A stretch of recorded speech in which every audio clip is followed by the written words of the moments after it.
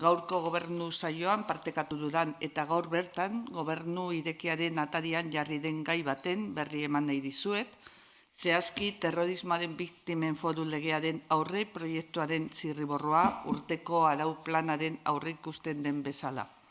Gobernu hau osatzen dugun 3 taldeok akordio programatikoa sinatu genuenean hartutako konpromisori erantzuten dio lege honek, baina batez ere gizarte osoarekiko eta bereziki terrorismoaren biktimekiko konpromiso etikoari haienganako arreta hobetzeko eta bermatzeko.